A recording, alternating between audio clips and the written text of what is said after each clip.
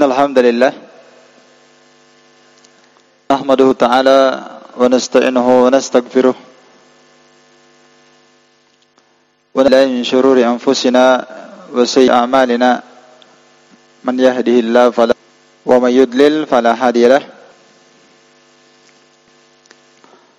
asyhadu an la ilaha illallah wahdahu la syarika lahu wa asyhadu anna Muhammadan abduhu wa rasuluh. Yaqulullahu jalla wa ala ya ayyuhalladzina amanu taqullaha haqqa tuqatih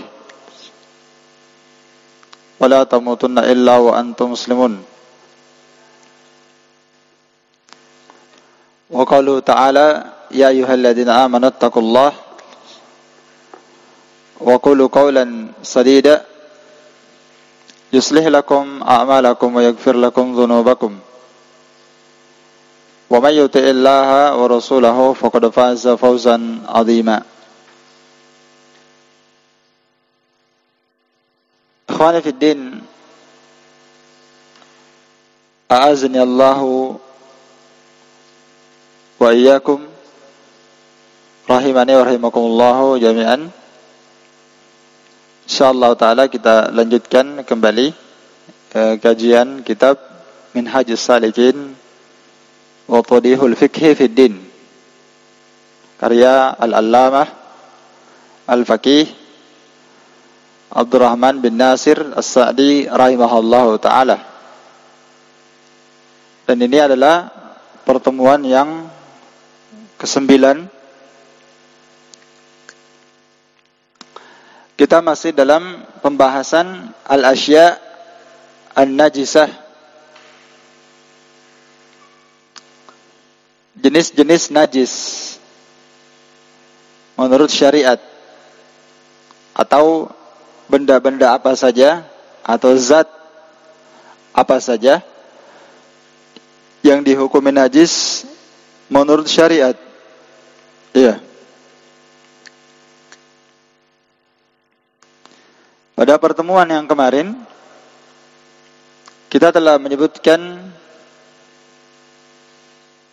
3 jenis najis, ya. Yang pertama adalah baulul adami, kencing anak cucu Adam, kencing manusia. Yang kedua wa adiratuhu, kotoran manusia. Dan 2 jenis najis ini ijma' para ulama tentang najisnya. Kemudian yang ketiga adalah apa? Darah. Dan darah yang dimaksudkan di sini yang najis adalah darah yang keluar dari 2 lubang. Darah yang keluar pada manusia, ya. Darah yang keluar pada manusia. Yang keluar pada 2 lubang. Karena darah yang keluar pada anak cucu Adam terbagi 2. Ada darah yang keluar dari 2 lubang, kubul dan dubur. Dan ini ada kaidah kemarin ijma' para ulama bahwa darah yang keluar dari salah satu dari 2 lubang itu apa? Najis, berdasarkan ijma'. Adapun darah yang keluar di selain 2 lubang, di telinga, di hidung, di mulut, darah yang keluar dari kepala yang pecah atau keluar dari badan karena luka, maka menurut pendapat yang kuat dia apa? Suci dan tidak apa? Tidak najis. Yani seorang boleh salat walaupun keluar darah padanya. Dan itu juga tidak membatalkan apa? Al-wudu. Kalau dia najis, maka dia adalah pembatal wudu kalau keluar dari 2 lubang. Dan kalau dia keluar dari selain 2 lubang, maka tidak najis dan sekaligus tidak membatalkan apa? Wudu. Paham ya? Tidak membatalkan. Baik. Itu rincian darah yang ketiga. Kita lihat dalilnya, ya. Kita lihat dalilnya. Dalil yang beliau sebutkan di sini di ta'liqat nomor 1 tentang najisnya darah. Inna ma harrama 'alaikumul maitata wad-dam wa lahmal khinzir wa ma uhilla bihi li ghairillah. Sesungguhnya Allah Ta'ala telah mengharamkan atas kalian daging bangkai. Al-maitah akan datang dibahas nanti di bentuk najis yang keenam, al-maitatat, bangkai-bangkai. Situ nanti akan disebutkan apa itu makna bangkai. Ya, bangkai itu adalah hewan yang mati tanpa disembelih secara syar'i. Khusus untuk hewan yang memang harus disembelih. Adapun ikan belalang tidak ada apa? Tidak ada syarat untuk disembelih. Iya, jelas. Adapun binatang yang dipersyaratkan disembelih kemudian mati tanpa disembelih secara syar'i, maka semua dianggap bangkai. Apakah mati ditabrak mobil, mati karena jatuh dari tempat yang tinggi, atau dia meninggal tidak dengan proses sembelihan syar'i, seperti dipukul pakai kayu, dipukul pakai batu, dimasukkan ke karung, kemudian dipukul sampai mati, atau disembelih pakai laser, seperti orang di luar negeri ya. Sapinya lewat, kemudian lewat di laser, langsung di laser, kepalanya terputus. Syah atau tidak? Tidak sah sembelihannya, karena itu bangkai. Semuanya bangkai ya. Hewan yang disembelih tidak dengan cara syar'i. Seperti hewan yang disembelih menggunakan tulang. Itu juga dilarang Nabi SAW, tidak syah. Atau menggunakan apa lagi? Kuku. Ada hadisnya kan? Tidak boleh seorang menyembelih dengan menggunakan tulang atau menggunakan apa? Kuku. Itu cara orang-orang kafir. Boleh, Nabi melarangnya. Tidak sah. Semua hewan yang disembelih tidak dengan cara yang syar'i, maka tidak syah. Dan termasuk menyembelih dengan cara yang syar'i, menggunakan pisau, parang, atau yang semisal dengannya, menggunakan besi, dan bisa semakna dengan sembelihan, semakna dengannya adalah as-sayd, buruan, dengan menggunakan senjata menembak hewan walaupun tidak dipotong lehernya, tapi dengan membaca bismillah. Itu semakna dengan sembelihan. Itu syah dimakan. Adapun di luar daripada itu bangkai. Allah mengharamkan bangkai. Wadam, darah. Ini dia pendalilannya ya di sini. Darah. Walahmal khinzir, daging babi. Terus yang keempat, wa ma uhilla bihi li ghairillah, dan semua hewan yang disembelih tidak menyebut nama Allah Subhanahu wa taala. Jadi walaupun sapi, kambing disembelih, langsung disembelih tidak sebut nama Allah. Baik, maka ini hukumnya apa? Haram dimakan. Harrama alaikum, haram dimakan. Ya. Dan walaupun bahkan dia membaca bismillah. Tadi kalau dia sembelih tidak baca bismillah, dia katakan demi kakek saya potong. Nah, bismillah, haram, bangkai. Atau dia baca bismillah, tapi bismillahnya ini di depan kuburan. Bismillah demi Datuk Karaing misalnya. Ya jelas, kalau bismillah tapi dimaksudkan untuk penghuni kubur atau penghuni sungai supaya tidak banjir misalnya. Demi penjaga Ratu Pantai Selatan misalnya, Nyi Roro Kidul, untuk Mak Lampir misalnya. Nah, ini kalau dia maksudkan walaupun dia bismillah berulang kali tetap tidak syah. Itu termasuk ma uhilla bihi li ghairillah. Baik. Nah, itu haram, maka hukum sembelihannya haram, syirik ya. Hewannya haram dimakan. Kemudian hukum ketiga, pelakunya musyrik. Nah, itu hukum yang lahir dari menyembelih selain menyebut nama Allah, atau menyebut nama Allah tapi dia maksudkan selain Allah. Ya, perbuatannya syirik, orangnya melakukan kesyirikan, kemudian sembelihannya haram dimakan. Namun pendalilan pada ayat ini, perhatikan ya. Beliau berdalil dengan ayat ini, Adam yang dimaksudkan di sini lafadznya masih umum, darah. Namun lafadz ini adalah lafzul am, lafadznya umum. Maka lafadz umum ini wajib kita membawanya kepada lafadz khusus. Namanya dalil at-taqyid. Jadi ini lafadz Adam, lafadznya bukan umum ya, mutlak. Ya. Bukan lafaz am, tapi lafaz mutlak. Maka lafaz mutlak wajib dibawa kepada lafaz apa? Dalam ilmu ushul fikih muqayyad. Mana dalil muqayyad? Lihat di bawahnya ta'liqat nomor 3. Disebutkan firman Allah Ta'ala, liqaulihi ta'ala, qul la ajidu fi ma uhiya ilayya muharraman ala ta'imin yat'amuhu illa ayyakuna maitatan aw daman masfuhan. Katakanlah ya Rasulullah, aku tidak mendapati pada apa yang Allah wahyukan kepadaku perkara yang diharamkan atas sebuah makanan yang dimakan, kecuali ini yang diharamkan, kecuali bangkai daman au daman masfuha. Nah, maka darah di sini ditakyid dengan apa? Masfuhan, darah yang mengalir. Darah yang mengalir bagaimana? Darah yang mengalir pada hewan ketika disembelih. Paham? Itu yang dimaksudkan daman masfuhan. Darah hewan yang disembelih. Darah hewan yang mengalir ketika apa? Disembelih. Hewan yang mana? Ya hewan yang makul, hewan yang asalnya dimakan seperti kambing, sapi, onta. Kan ada darahnya mengalir ketika disembelih, tak? Darahnya yang keluar ini itu namanya daman masfuhan. Darah yang mengalir. Ini hukumnya haram. Haram dia apa? Haram dimakan. Jelas?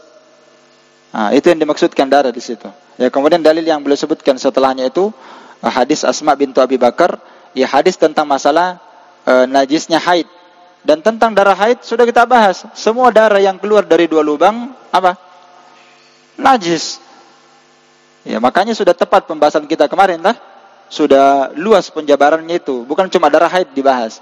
Darah nifas, semua darah yang keluar dari dua lubang ketika, walaupun laki-laki keluar darah dari kemaluannya, darah dari duburnya, itu najis semua. Bisa dipaham? Iya. Baik, sekarang kita masuk di pembahasan yang keempat. Wa misluhu di matan, lihat. Wa misluhu, dan semisal dengan darah yang keluar pada manusia yang hukumnya najis, lah. Jadi kan yang ketiga tadi itu adam, yang pertama darah yang keluar dari dua lubang pada manusia.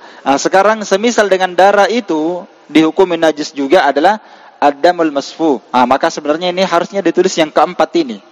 Ya. Ini darah jenis najis yang keempat, yaitu darah al-masfu, darah yang mengalir. Dari mana? Darah yang mengalir ketika menyembelih al-haywan al-ma'kul, hewan yang halal dimakan. Seperti apa? Ayam, itik, apalagi kambing, onta, ya. Tapi yang dimaksudkan di sini hewan al-ma'kul, yang dimaksudkan di sini al-hewan al-ma'kul adalah apa? Bahimatul an'am. Ya.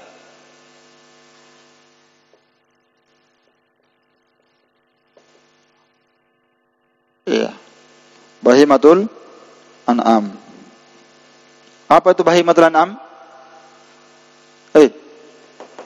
Apa itu bahimatul an'am? Iya, hewan ternak. Apa itu? Onta, apa lagi? Sapi, kambing. Itu istilah bahimatul an'am. 3 sebenarnya yang dia maksudkan. Onta, an-naqah, wal bakar, wal gonam. Ini 3.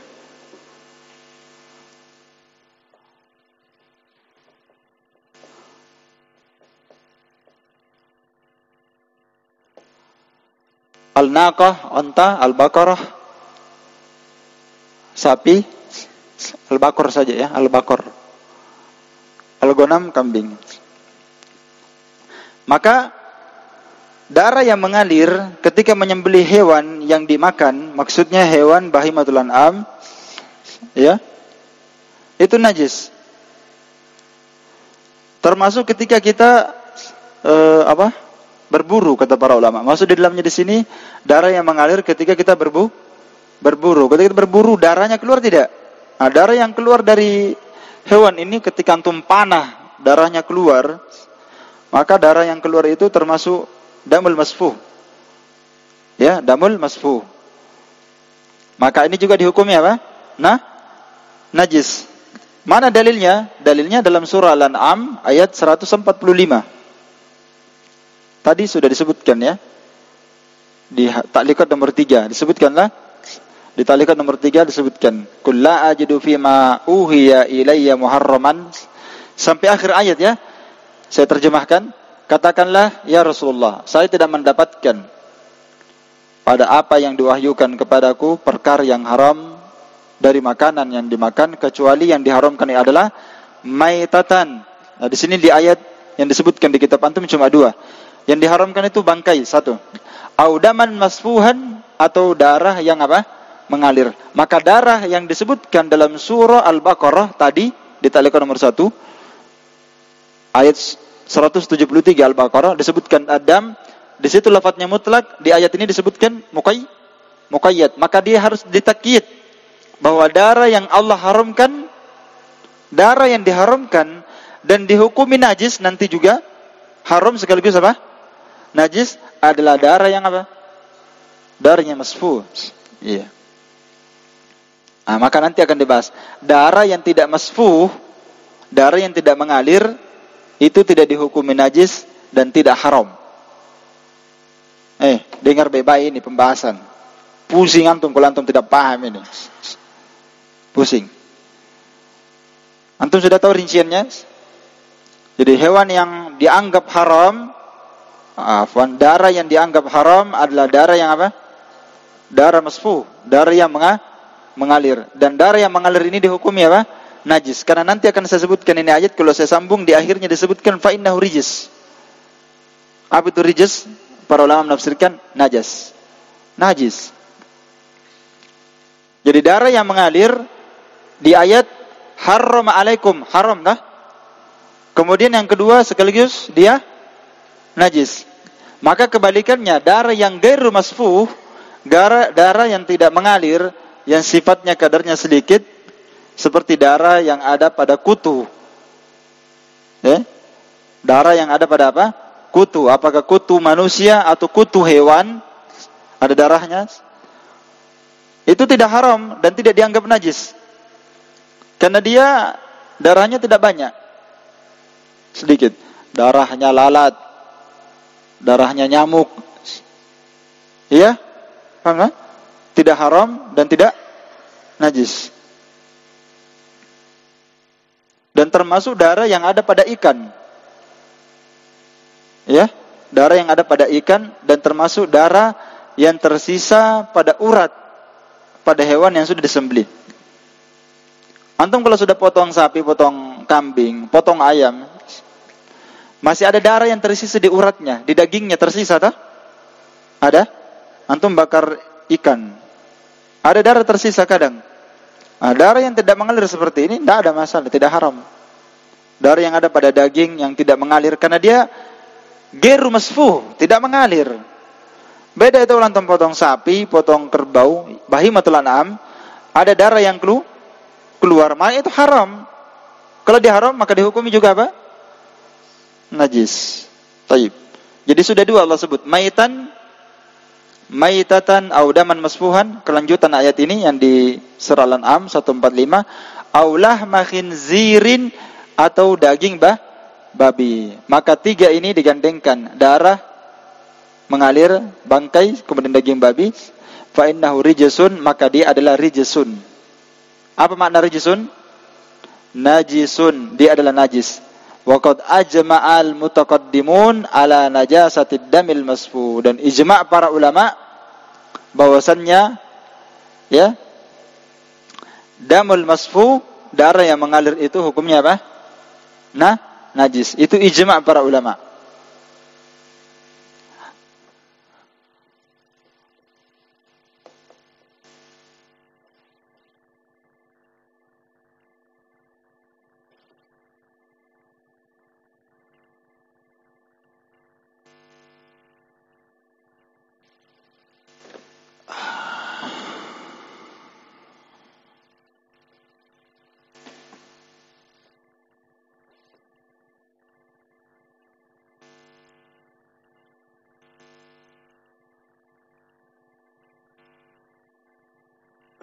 Ajma'al ulama ala najasatid damil masfuh. Ijma para ulama akan najisnya darah yang apa? Mengalir. Darah yang mengalir di mana? Darah yang mengalir di mana? Bahimatul an'am. Ketika dia apa? Ketika disembelih atau ketika berburu. Sudah? Ketika dia melakukan berburu, sembelih, darah yang keluar darinya najis. Haram dan najis. Itu ijma.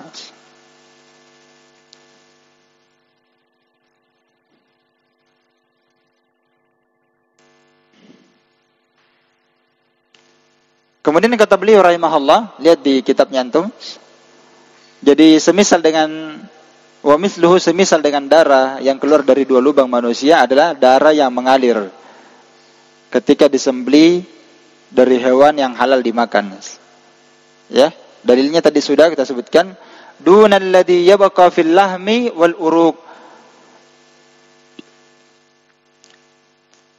Kecuali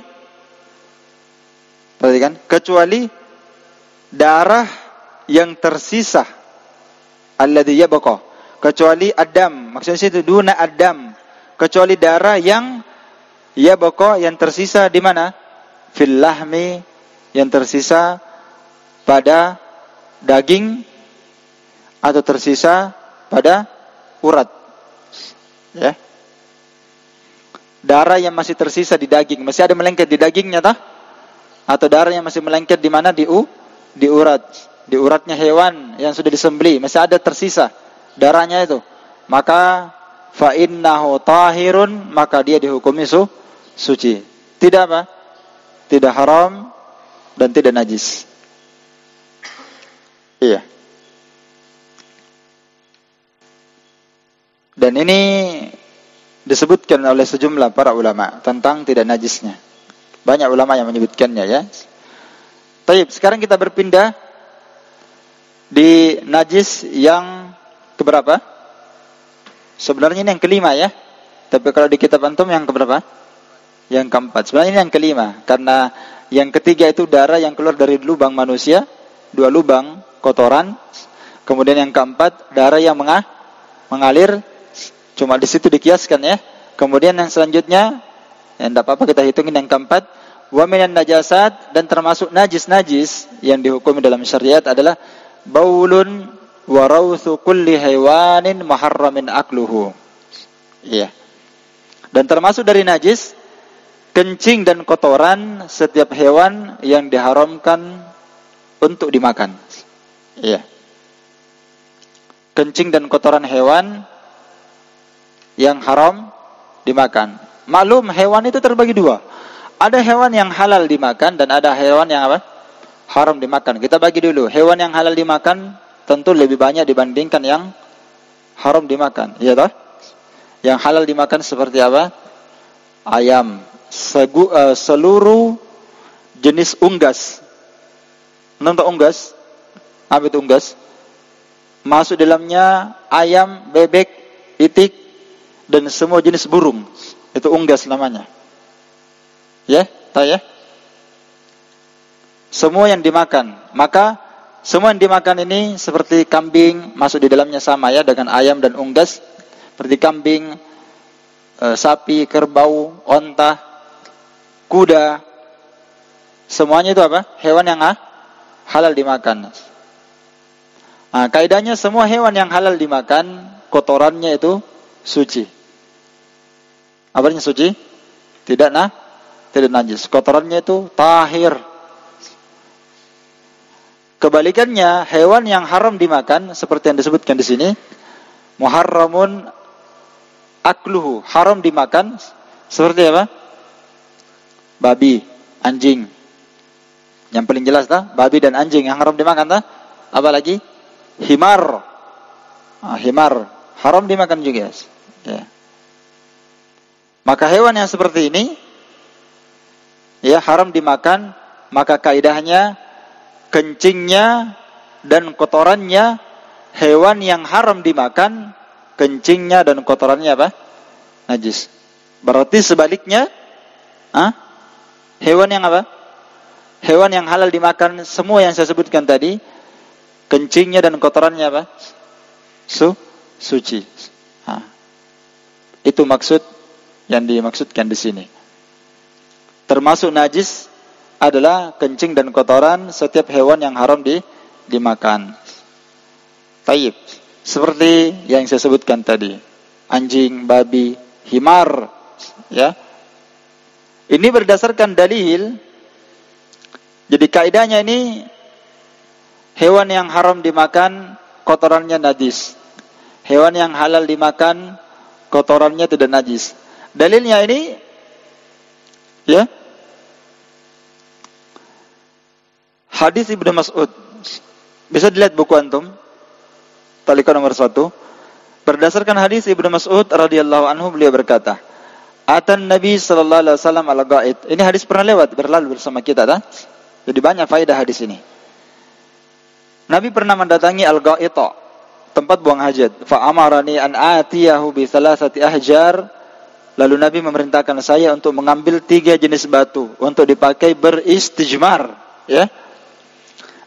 Fa wajadtu hajarain wal tamastu ats-tsalits falam ajidhu.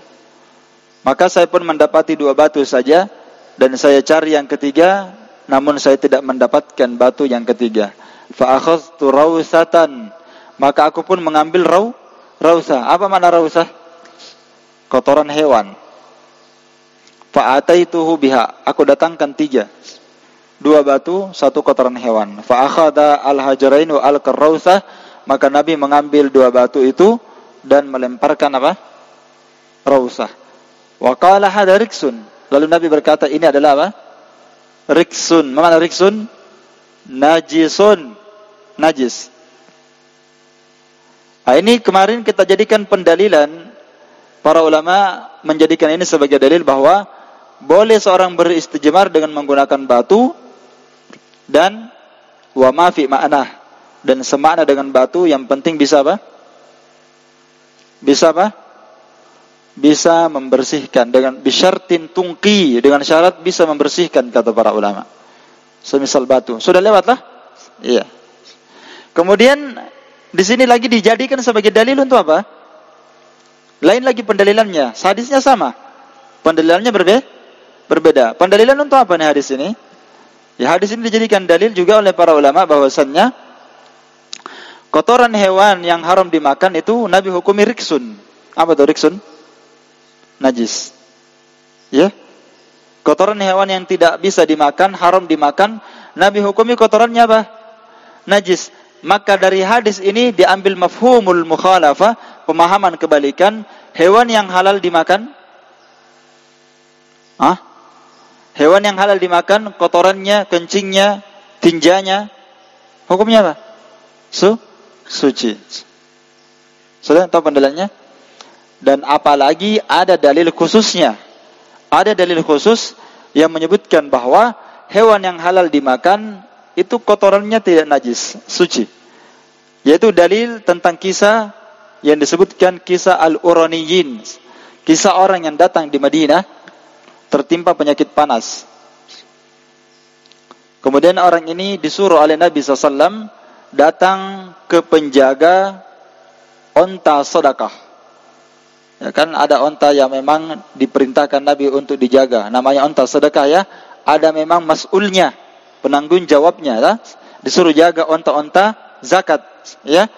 Jadi orang itu disuruh datang ke sana. Untuk apa? Untuk meminum kencing onta dan susunya. Karena kencing onta dan susu onta itu adalah obat yang sangat mujarab sekali. Maka Nabi memerintahkan dia untuk berobat dengan apa? Kencing onta. Diminum kencing onta. Iya. Dan hadisnya Bukhari Muslim. Jadi kalau antum sakit, minum kencing onta. Mujarab. Maka setelah diminum kencing onta bersama dengan susunya, maka dia sembuh. Maka dalil ini adalah dalil yang sangat jelas, kata Syekh Shalih Fauzan, bahwasannya kencing onta itu najis atau suci? Suci. Karena najis tidak mungkin diperbolehkan untuk berobat dengannya kalau seandainya dia najis. Ya. Seandainya kencing onta itu najis, tidak mungkin Nabi SAW membolehkan berobat dan minum dengan kencing onta. Kalau seandainya najis. Kalau ada yang berkata, kata Syekh Shalih Fauzan, kalau ada yang berkata, ini kan darurat. Darurat diminum itu. Perintahnya ini darurat bentuknya, karena dia sakit. Maka darurat dia minum kencing onta. Kata beliau, kalau seandainya itu darurat, terus kenapa Nabi tidak perintahkan mereka untuk membersihkan badannya, sisa mulutnya ketika dia minum kencing onta? Kalau dia minum itu kan pasti ada yang kena. Mungkin di mulutnya, mungkin di bajunya. Kalau seandainya itu darurat, pasti Nabi berkata, nanti kalau mau sholat bersihkan ya, karena najis. Ya kan? Tapi Nabi tidak perintahkan. Maka ini dalil yang sangat jelas bahwa apa? Kencing onta dan onta itu halal dimakan atau tidak? Halal. Maka semisal dengan onta yang hewan yang halal dimakan, kencingnya apa? Kencingnya apa? Suci. Jangan bilang halal. Karena tidak semua kencing bisa diminum. Kalau kencing onta ada nasnya Nabi SAW. Kalau kencing kambing tidak ada. Kencing sapi tidak ada. Yang ada kencing onta. Tapi dia dikiaskan sama dengan kencing hewan yang lain. Semisal dengannya dari hewan semua yang dimakan, maka semua kencing hewan suci. Nah, itu dalil yang kedua. Ini dalil yang kedua bahwa hewan yang halal dimakan, kotorannya suci. Iya. Jadi bedakan tohara dengan halal ya, bedakan ya. Tidak semua yang suci itu halal dimakan. Iya. Seperti kencing sapi. Suci, tapi tidak halal diminum. Karena tidak thayyib. Ya, suci nih, bisa diminum. Kencing orang, sakit perut, minum kencing orang. Ya, najis. Kencing orang itu sepakat para ulama najis ya. Kalau kencing hewan beda. Thayyib. Dalil ketiga yang menunjukkan bahwa kotoran hewan yang dimakan itu tidak najis. Nabi SAW sebelum dibangunkan masjid di Madinah, itu di mana Nabi salat? Di kandang kambing. Hadis riwayat Bukhari dan Muslim. Nabi itu salat di kandang kambing. Kalau salat di kandang kambing, kira-kira dia tidak kencing dan beol di situ? Pasti dia buang hajat di situ. Dan Nabi salat di situ. Tidak mungkin Nabi salat di tempat yang penuh najis. Wa amara bis salati fiha, bahkan dalam hadis riwayat Muslim juga Nabi SAW memperbolehkan salat di mana? Di kandang kambing. Dalam hadis riwayat Muslim dari Jabir bin Samurah, Nabi pernah ditanya tentang salat di kandang kambing. Bolehkah seorang salat di kandang kambing ya Rasulullah? Kata Nabi, "Na'am, bisa." Kalau salat di kandang onta, kata Nabi tidak boleh. Bukan karena najis. Jadi Nabi SAW memperbolehkan salat di kandang kambing, menunjukkan kotorannya, kencingnya suci. Kemudian Nabi ditanya, salat di kandang apa? Kandang onta. Kata Nabi tidak boleh. Kenapa Nabi melarangnya? Bukan karena najis, tapi karena apa? Di kandang onta itu tempatnya syaitan. Apa? Di tempatnya apa? Banyak syaitan tinggal di situ. Iya.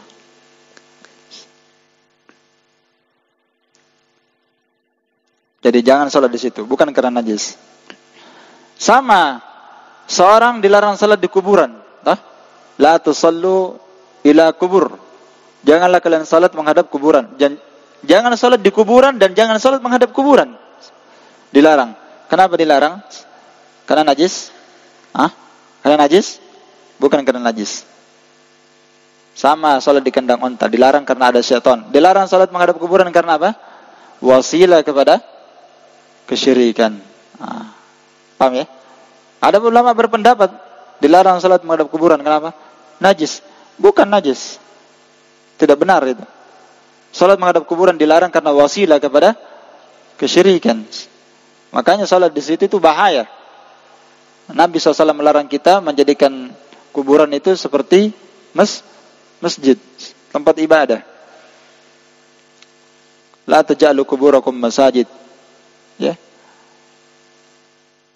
Ittakhadhu qubur anbiya'ihim masajid. Ya, dalam hadis yang sahih. Dan ini kaidah tadi ya, saya sudah sebutkan dalil-dalilnya bahwa asalnya kotoran hewan yang haram dimakan, kotorannya najis, sedangkan kotoran hewan yang halal dimakan, kotorannya apa? Suci. Kata Syekhul Islam Ibnu Taimiyah rahimahullah, al-aslu fil awrath at-taharah.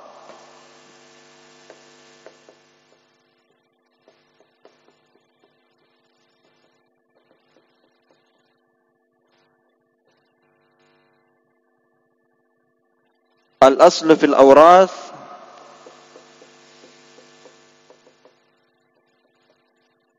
at-taharah illa mastuthniya illa mastuthni.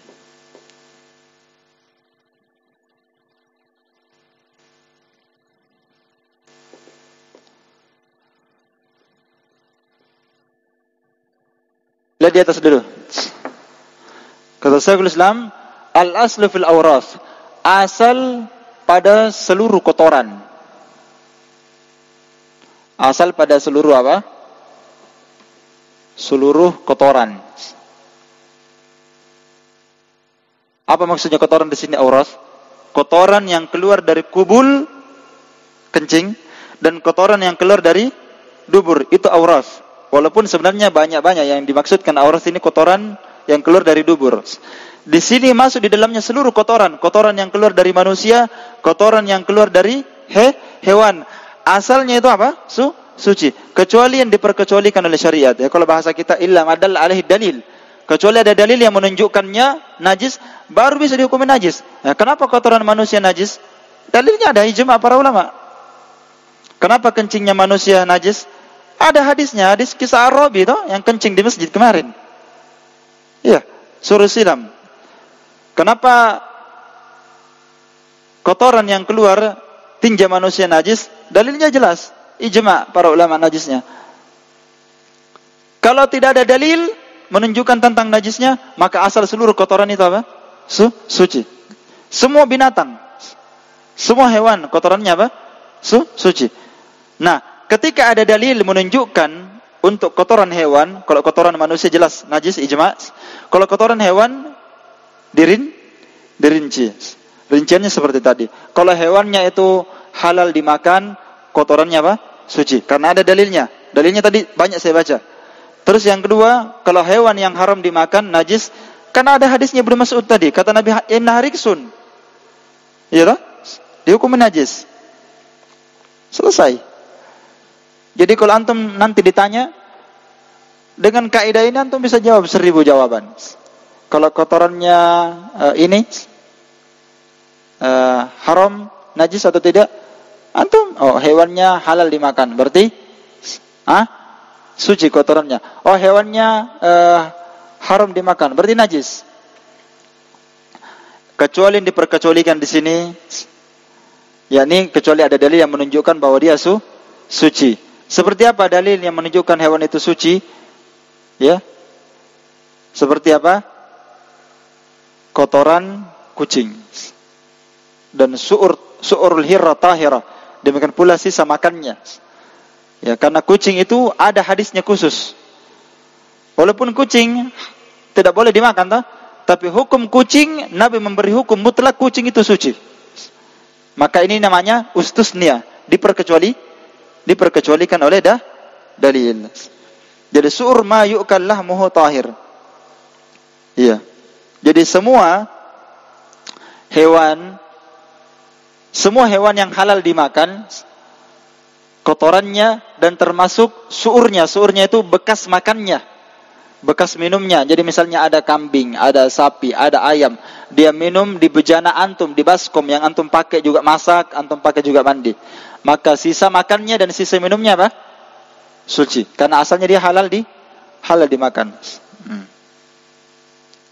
Demikian pula kucing. Kucing itu diperkecualikan hukumnya dalam syariat. Walaupun dia tidak halal dimakan, haram. Haram orang makan kucing kan? Tidak boleh. Ya, kecuali orang yang memang sudah enggak normal. Dia makan kucing padahal banyak ayam. Ini enggak normal. orang stres. Ya. Maka kucing itu tidak najis karena Nabi bersabda dalam hadis Abu Qatadah tentang kucing, beliau bersabda, "Innaha laysat binajas." Sesungguhnya kucing itu tidak najis. "Innaha minat tawafina 'alaikum wat tawafat." Apa ilahnya? Apa ilahnya kucing jadi bisa dihukumi tidak najis? Ilahnya ini karena kucing itu kata Nabi minat tawafin, termasuk hewan yang tawaf 'alaikum, yang berkeliling di sekitar kalian. Dia hidup bersama hidup bersama manusia. Ya, hidup bersama manusia. Kita tidak bisa lepas dari kucing. Ya. Dan kita juga tidak boleh membunuh kucing, haram. Ya. Kucing itu hidup di sekitar manusia. Ya. Maka hewan yang semisal dengan kucing yang hidup di sekitar manusia, maka asalnya masyaqqah anit taharruz minhu, akan menjadi masyaqqah, menjadi beban kalau kita mau berbersih dari dia kalau dihukumi najis. Iya tak? Kita akan masyaqqah. Kalau misalnya kita makan, tiba-tiba dia makan kepala ikan, langsung kita hukumi najis, masyaqqah. Wah, dia makan ikan. Padahal kita mau sekali makan itu ikan. Masyaqqah karena kucing hidup di sekitar kita. Baik. Kucing hidup di sekitar kita. Nah, maka semisal dengan kucing dari hewan peliharaan, mamalik bahasanya, mamalik hewan peliharaan yang biasa berkhidmat di rumah, seperti kucing berkhidmat di rumah, tak? Apa khidmatnya kucing? Kalau ada tikus, dia kejar tikus, itu kan berkhidmat. Ya, dan ada kucing yang pintar juga, bisa disuruh-suruh. Ambilkan dulu sendal, boy, Mr. Boy, ambilkan sendal. Siap tuan. Ya, misalnya. Ya, ambilkan celana. Siap. Ada kucing yang pintar. Yang penting jangan pelihara anjing. Kalau anjing itu tidak boleh pelihara anjing. Boleh masuk dalam rumah, haram. Karena anjing itu, anjing apa saja tetap liurnya itu dihukumi haram. Nah, alasan lainnya karena ada mutaharruz minha. Kita tidak bisa bebas selamat dari semisal kucing ini dari hewan peliharaannya, termasuk seperti burung-burung bisa masuk ke dalamnya, ya. Maka itu diringankan, ya. Maka sisa makannya, sisa minumnya semuanya apa? Suci, iya. Maka kita katakan apa selain kucing, binatang yang tidak bisa dimakan, binatang selain kucing, ya, dan yang semisal dari hewan yang tidak dimakan, itu asalnya kotorannya, kencingnya, dan sisa makannya apa? Najis. Selain kucing maksud saya. Selain kucing dari hewan yang tidak bisa dimakan. Kalau kucing tadi sudah dibahas. Kalau selain kucing dari hewan yang tidak bisa dimakan, haram dimakan dagingnya, maka kotorannya, kencingnya, dan suurnya, sisa makannya, sisa minumnya, semuanya apa? Najis. Itu kaidah. Ini kaidah. Ini tentang masalah hewan yang haram dimakan. Ya. Apakah dia dihukumi najis secara mutlak? Itu ada dua pendapat. Kita bahas di pembahasan setelahnya. Lihat setelahnya. Ya. Apa setelahnya? Kata beliau, "Was-siba'u kulluha najisatun." Dan as-siba. As-siba itu artinya apa? Binatang buas. Binatang buas yang berburu dengan taringnya atau berburu dengan cakarnya. Itu makna as-siba.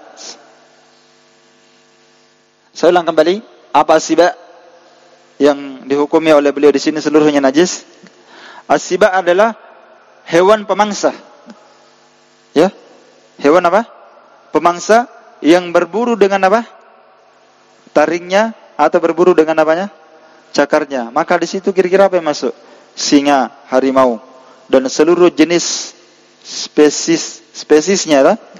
Seluruh jenis hewan seperti singa, harimau, macan tutul, kan banyak namanya ya. Ada cheetah, ada macam-macam ya. Seluruh jenis singa, macan tutul atau semisal dengannya, harimau haram seluruhnya dihukumi apa? Najis. Ya, termasuk seperti anjing dengan serigala, berburu dengan cakar dan apanya? Taringnya. Termasuk hewan pemangsa dengan menggunakan cakarnya seperti apa? Elang. Atau semisal dengan spesies elang seperti burung nazar. Iya. Itu berburu dengan cakarnya. Itu makna as-siba di sini. Itu makna as-siba. Kata beliau, itu dihukumi apa? Kulluha najisatun, seluruhnya apa? Najis.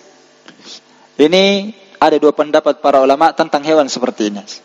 Apakah seluruh hewan yang berburu dengan taringnya, dengan cakarnya, itu dihukumi haram? Apa dihukumi apa? Najis, seluruhnya najis. Maksudnya di sini kulluha apanya? Seluruh hewan yang semisal itu maksudnya. Bukan seluruh badannya, tapi seluruh apa? Kullu siba, begitu. Seluruh hewan yang berburu dengan cakar dan apa?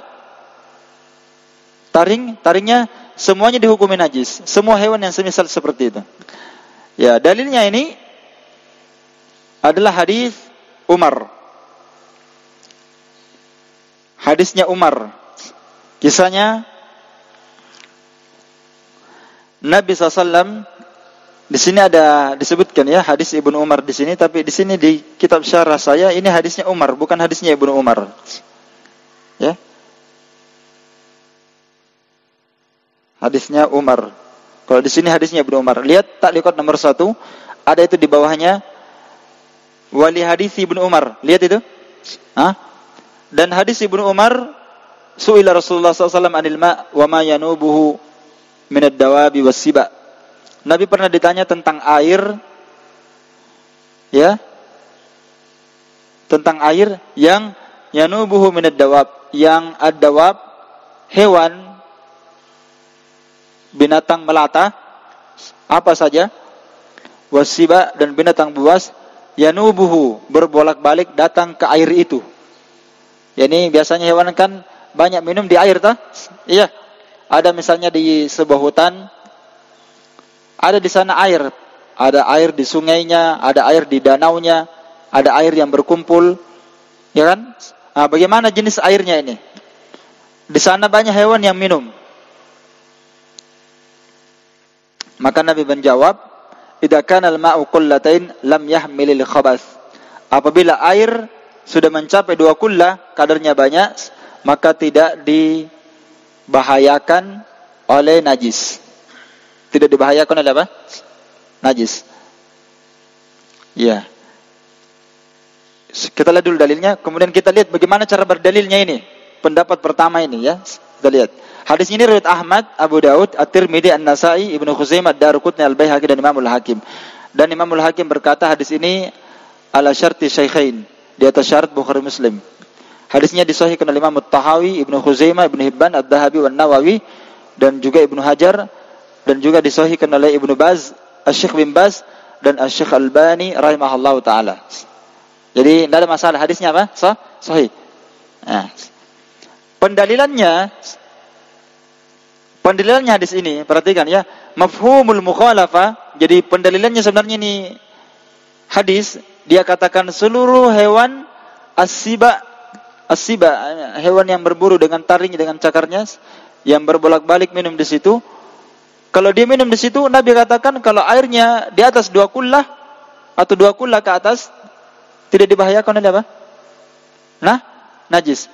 Maka pemahamannya, kalau airnya sedikit, idza kana qalilan, kalau airnya sedikit di bawah 2 kullah, yahmilin najasa, maka dia pasti akan ternajiskan. Maka inilah yang dijadikan sebagai dalil, pendalilannya. Jadi pendalilannya namanya mafhum. Pendalilannya apa? Mafhum. Apa itu mafhum dalam ilmu usul fikih? Mafhum artinya mafhumul mukhalafah, pemahaman kebalikan namanya. Karena memahami hadis itu 2 macam. Ada memahami dalil dengan cara mantuk. Dengan cara apa? Mantuk. Dengan cara memahami langsung dohirnya. Ada memahami dalil, faedahnya diambil dari mafhum. Pemahaman kebalikannya. Bisa dipahami? Misalnya ya, hadis Nabi SAW. May yuridillahu bihi khairan yufaqihu fid din. Siapa yang Allah Ta'ala inginkan untuknya kebaikan, Allah jadikan dia faham terhadap agama. Mantuknya, pemahamannya, mantuk secara lafadznya, secara zahir, berarti Allah menginginkan kebaikan setiap orang yang alim dalam urusan agama. Itu namanya pemahaman mantuk berdasarkan lafadz zahirnya. Ada pemahaman mafhumnya. Apa pemahaman mafhumnya? Mafhum al-mukhalafah, pemahaman kebalikannya. Pemahaman kebalikannya, siapa yang jahil, tidak faham terhadap agama, berarti Allah tidak menginginkan kebaikan. Itu namanya mafhum.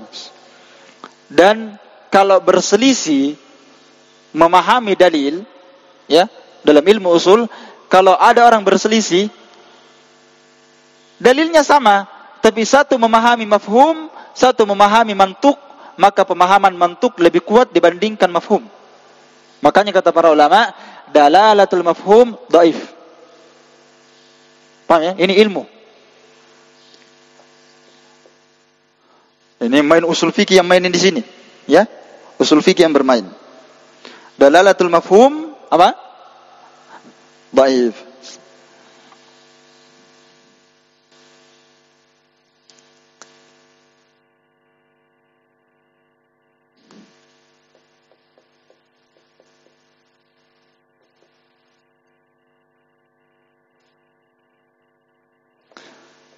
Dalalatul mafhum lemah. Memahami dalil secara mafhum itu lemah, tidak kuat. Sama dengan dalalah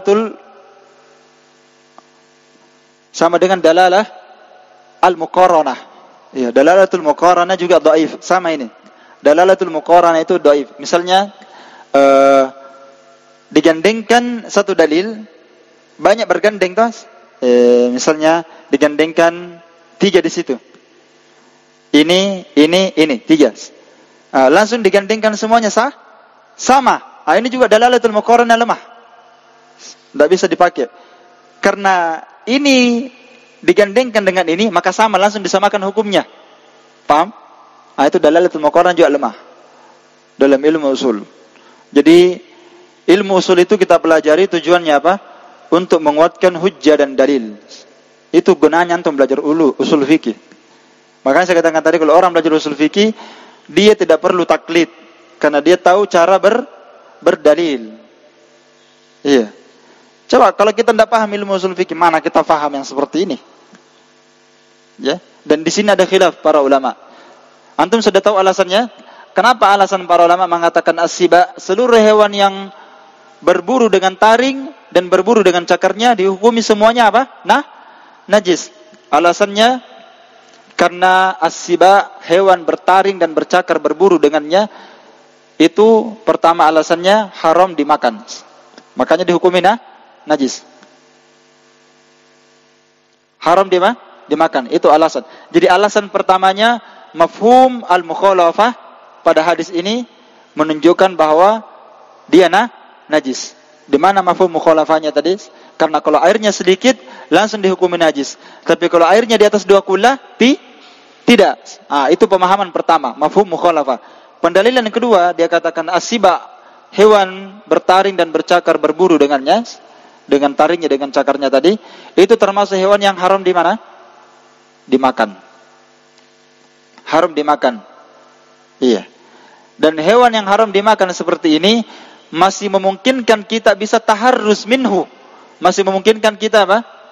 Bebas dan selamat dari dia. Kan tidak setiap hari kita bertemu singa. Bahkan mungkin tidak pernah. Bisa kita, maksudnya tidak sulit, tidak seperti kucing. Kucing tidak dimakan, tapi kita sulit berpisah dengan kucing. Tidak bisa antum bersihkan semua kucing yang ada di Pindrang ini. Tidak bisa. Ya, taharruz.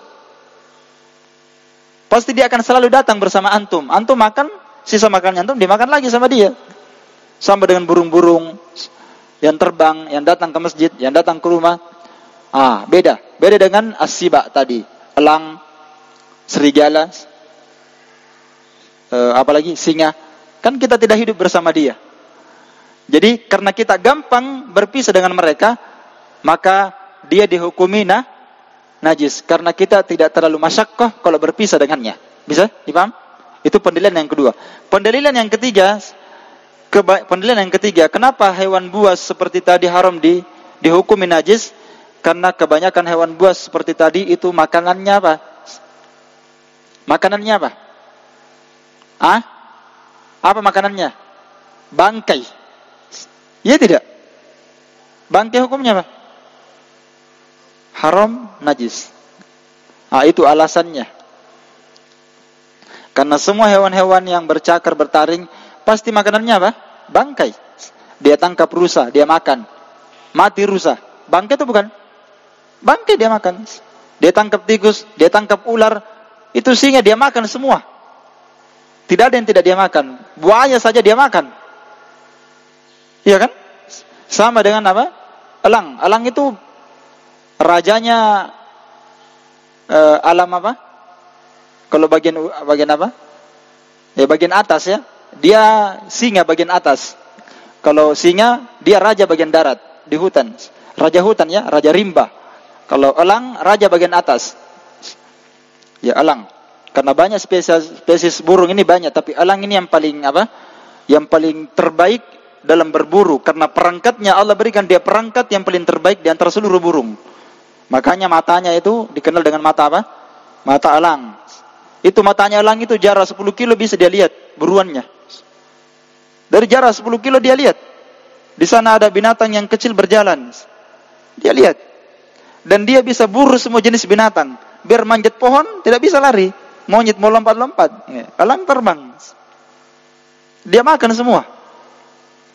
Maka dia makan bangkai. Dia makan bangkai itu. Nah, karena dia makan bangkai, maka hukumnya apa? Maka dia dihukumi bukan. As-siba dihukumi apa? Najis. Karena kebanyakan makanannya bangkai. Baik. Dan ini pendapat yang pertama. Ada pendapat yang lain yang mengatakan bahwa as-siba hukumnya suci. Kecuali anjing dan babi. Ini pendapat yang kedua. As-siba tahirah. Ini pendapat aku. Illa al-kalb wal khinzir. Ini pendapat kedua ya. As-siba binatang buas itu hukumnya suci. Dia suci, badannya, liurnya suci. Kecuali anjing dan babi. Kenapa ini najis? Lianna fihi nas. Dia ada nasnya. Ada apanya? Ada dalilnya khusus menyebutkan bahwa dia haram dan najis. Dalilnya banyak sekali tentang anjing dan babi. Haram dan najis lah. Iya. Karena adanya nas dalil tentang najisnya keduanya. Makanya yang asal kita katakan al-aslu fil asya. Al-aslu fil a'yan wal asya at-taharah ma dalla alaihi dalil. Illa ma dalla alaihi ad-dalil. Itu kan kaidah kemarin, toh? Kita katakan asal segala sesuatu, asal segala zat dan benda, asal segala hewan, asal segala apa saja. Itu asalnya suci. Sampai ada dalil yang menunjukkan dia apa? Najis. Sekarang mana ada dalil yang menunjukkan as-siba itu najis? Kalau bilang haram dimakan, ada dalilnya. Haram dimakan, ada. As-siba, semua yang bertaring, ada dalilnya haram dimakan? Ada tak? Tapi apakah ada hukum mengatakan dia najis? Tidak ada dalil. Maka kita katakan laisa kullu muharram najis. Itu kaidah. Tidak semua yang haram dimakan itu najis. Paham ya? Ya, seperti siba haram dimakan. Elang binatang yang semisal as-siba serigala. Semisal dengannya. Semua hewan yang haram dimakan. Tidak semua yang haram dimakan itu apa? Najis. Falaysa kullu muharram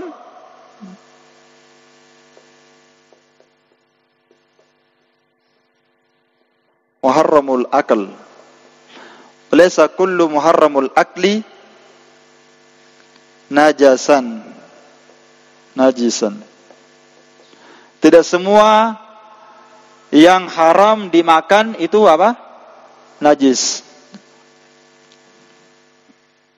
Kebalikannya, fakullu najasan fahuwa muharram. Iya tidak?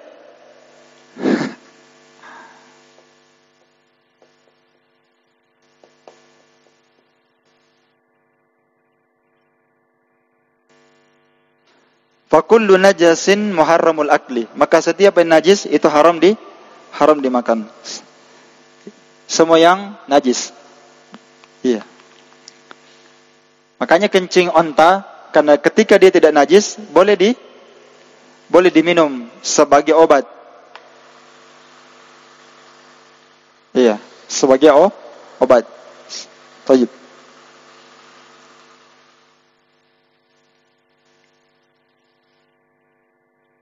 Jelas?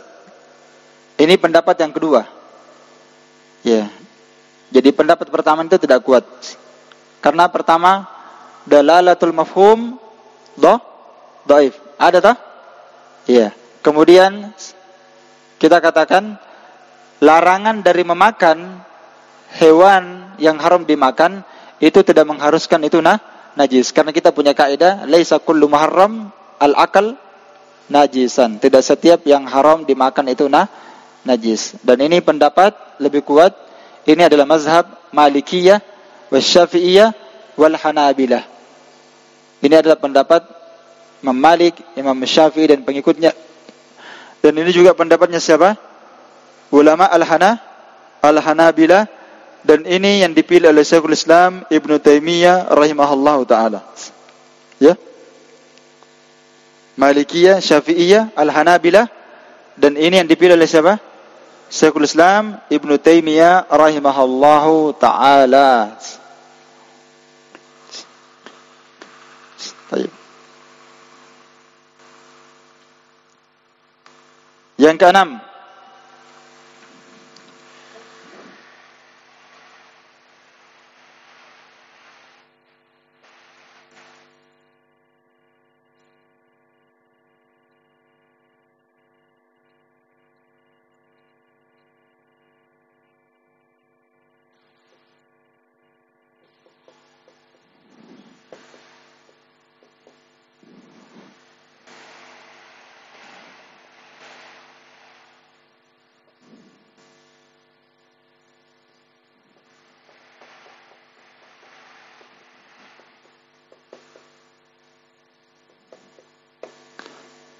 mazhabnya Malikiyah, Syafi'iyah, wal Hanabilah, warajjaha Syekhul Islam Ibnu Taimiyah. Itu pendapat yang kedua.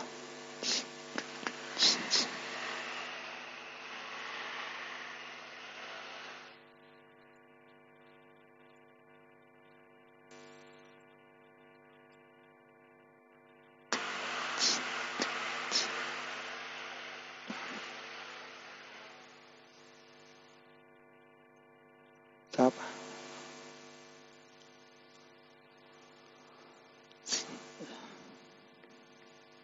Kalau masih aktif kita matikan saja.